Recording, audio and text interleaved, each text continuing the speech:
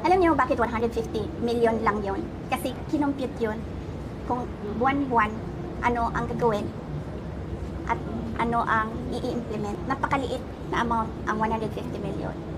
So bakit kami magnanakaw ng 150 million? Ang nakawan sa gobyerno, billion-billion. Ginamit yun sa trabaho. Bakit 125 plus 500 lang yung sa Office of the Vice President? Kasi kinompute yun, buwan-buwan.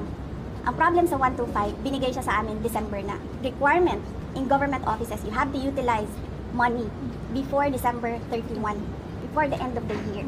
So ang ginawa, lahat ng preps in-implement. Government offices disburse millions, billions in a day. Sa DepEd, nagdi-disperse kami.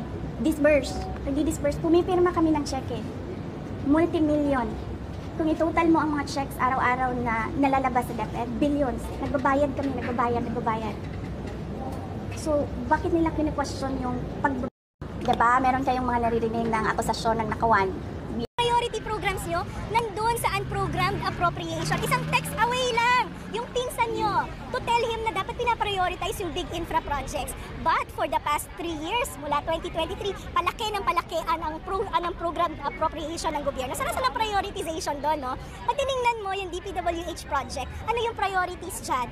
Flood control, multipurpose building. Gaano bang karaming multipurpose building ang kailangan natin sa Pilipinas? So, for me, bilang Pangulo ng Bansa, it's very disappointing na nadidinig ko yung Presidente na mali-mali yung datos na sinasabi at mali-mali yung facts na sinasabi about the budget. Marami naman po kayong staff, pwede nyo silang ikonsulta para bago kayo mag-press con, informed yung mga sinasabi nyo para yung polisiya na ini-implement nyo, tama rin.